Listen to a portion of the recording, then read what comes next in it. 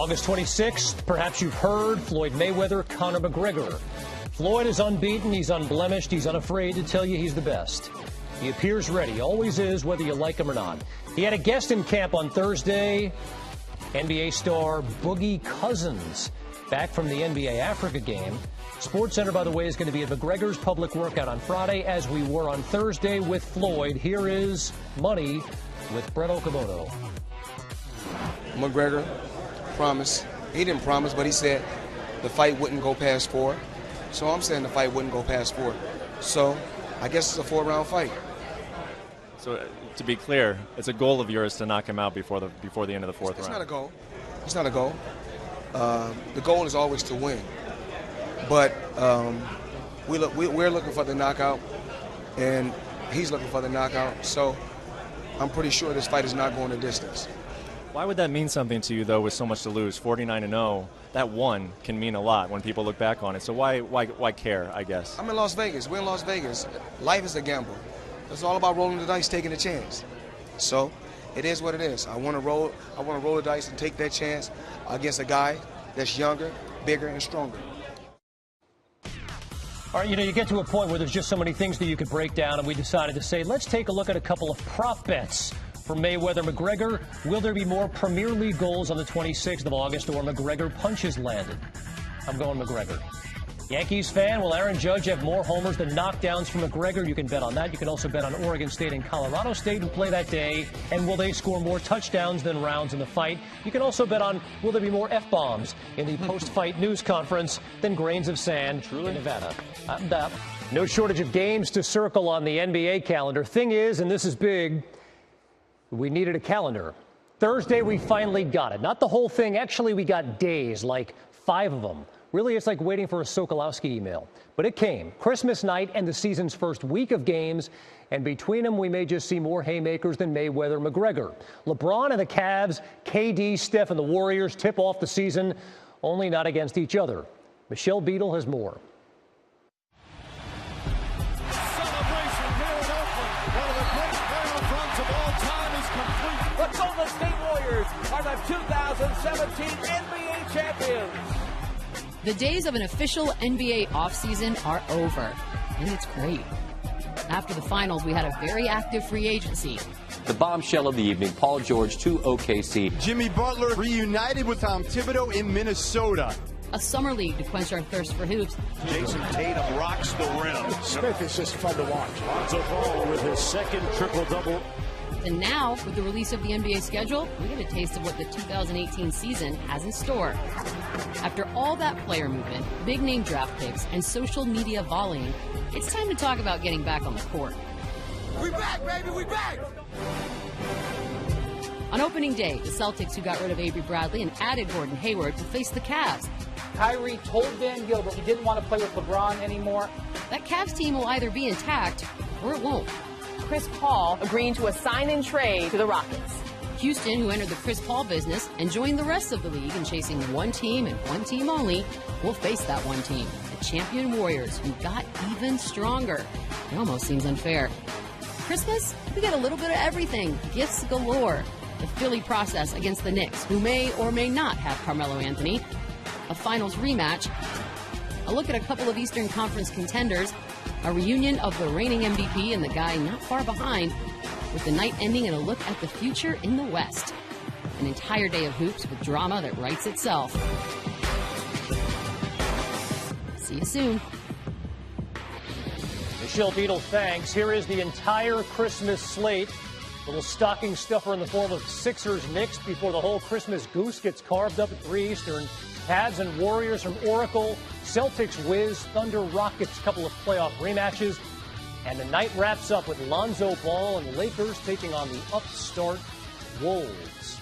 Our pal Woj joins us now here. So Knicks, Rockets both play on Christmas Day, but not against each other. Although that could have been epic considering the trade talks that have been going on. Melo to Houston, Woj, where are we right now? Kevin, New York and Houston restarted trade talks here in the last few days. Once again, they're looking for a third team to get a deal done. Houston's out canvassing the league, trying to find the assets that New York wants for a deal. Carmelo has told the Knicks, I only will waive my no trade for Houston, get that deal done. But short of that, Carmelo will be there in training camp, and then the organization will have to go from there with him if they can't get this deal with Houston done. So one team right now that Melo would give the okay to. So what happens if the Knicks have to start the season with Carmelo on the roster? Well, what the Knicks are hoping, I'm told, is that if Carmelo becomes impatient about a deal not getting done with Houston, that he becomes willing to open up his no-trade clause to waive it to include other teams, so the Knicks can find some other ways here to get some assets back for him. What Houston wants to happen here is that Carmelo continues to tell the Knicks, I will only go to the Rockets. And Houston is fine, really, with waiting to get Carmelo into the season because ultimately they want him for the playoffs. And they'll go with Ryan Anderson at that position with them during the regular season, but they want him with James Harden and Chris Paul come playoff time. So if Houston has to wait through December, January to get a deal done, they're willing to do that, I'm told. If the Knicks can't trade Melo, do they take the Knicks off the Christmas Day schedule? Can the NBA still do that at this point? I don't think so. Likely not to happen there. The Woj hanging with us here with the latest on the Carmelo-Anthony trade.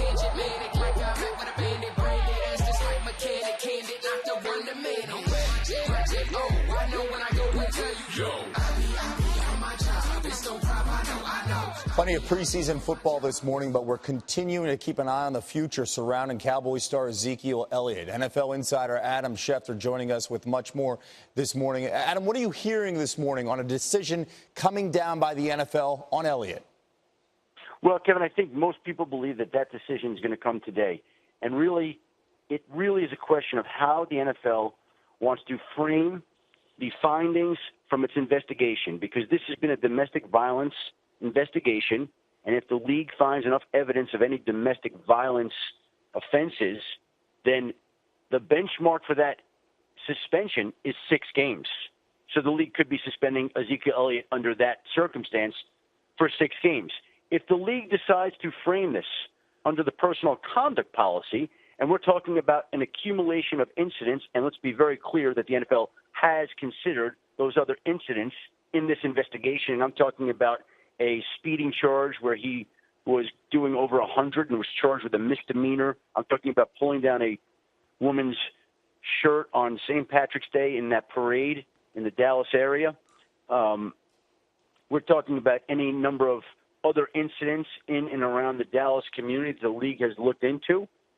Again, if the league wants to say we have not found enough evidence of domestic violence, then it could decide to suspend him under the personal conduct policy for any number of games. But again, this has been all along a domestic violence investigation. And I urge you to consider this. When the league investigated Ray Rice, it didn't get it right. And then last year, while the Ezekiel Elliott investigation was unfolding, the Josh Brown incident occurred, to where the league suspended him 1 game, only to have journals surface later that documented an abusive relationship that once again made it look like the NFL didn't get it right and didn't impose enough discipline. There are going to be 2 sides to the story. We've already heard Jerry Jones come out and say there's no evidence of domestic violence in the league's investigation and in the report that he read. We've already heard him say that. We don't know how the league has interpreted the meetings it has had with the accuser, and let me be clear, there have been multiple meetings that the league has had with Ezekiel Elliott's accuser. So there's going to be the version that the league believes in. There's going to be the version that the Cowboys and Jerry Jones and Ezekiel Elliott believe in. And the one thing I would say to you is this. The league is not going to be faulted or criticized, other than in Dallas, for coming down too hard on him, because it's what the league hasn't done in the past.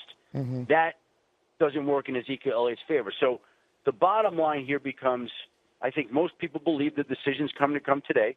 Most people believe there'll be a suspension involved. The question is how the league wants to frame any violations that it has found evidence for. And if the league is going to go by the domestic violence policy, it's possible he gets 6 games. If it wants to rule under the personal conduct policy, it could just be a series of games. We don't know the league's thinking there.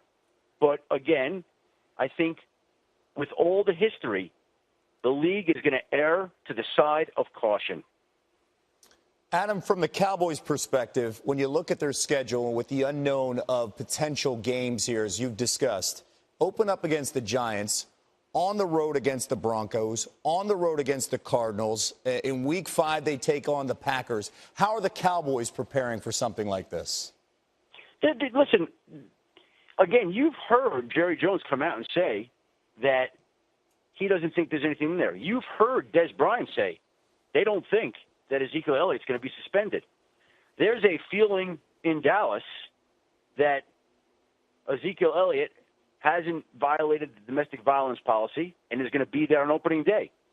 And we'll find out today from the NFL. I can tell you this, from the sounds of it, I'm not encouraged that he's going to be there on opening day, and I'm not encouraged he may be there for a little while beyond that. But, again, the league has not made any ruling yet, and we'll see what the league decides. And, again, I think that the one of the many lessons that the league took away from its previous domestic violence incidents is it needs to be more thorough than it has been, which it has done in this particular case. And I think it's going to be tougher than it's been in the past, which, again, we don't know the facts and the particulars of the case, but that's not going to help the Dallas Cowboys and Ezekiel Elliott on any potential decision here that, again, could come down as early as today. Adam, what you keep on mentioning this, too, on getting this right. What kind of pressure is Roger Goodell and the league facing here? Well, again, all I can say to you is let's just go back over all the public criticism that the league received when it didn't get the Ray Rice decision right, when it didn't get the Josh Brown decision right, and everybody felt that the league came in way too light and took a soft approach to a very serious crime and very serious situation. You know, Ray Rice admitted that he struck his fiancée. Everybody knew it. But few people grasped the power of it until they actually saw the video. Josh Brown was suspended one game. And again, to that earlier point, the notes surfaced about an abusive relationship. And then the league came under intense criticism. If the league were to get another decision wrong, that would be it'd be very bad. And again, if the league decides to err to the side of caution and say, we just think there's enough here to suspend him under the domestic violence policy for 6 games, how many people do you think will criticize the league for being too heavy-handed outside of the state of Texas? Fair question. Adam Schefter with the very latest on Ezekiel Elliott, as he has mentioned that he expects the league to come down with a decision today on potentially a suspension after their investigation over 14 months long into domestic abuse allegations. Here's the deal. The optics are huge. Yes. There's no question about it. You know, right or wrong, sorry, Cowboys fans, it is the Cowboys. So you let this pass? Yeah. I think it's well, and with the stuff circling around the league with Colin Kaepernick, between the optics of that and something completely different, people aren't going to know they're different. They're going to tie them into one and the same. And you hit it on the head with the Dallas Cowboys. Everything's always magnified. Still ahead on SportsCenter AM.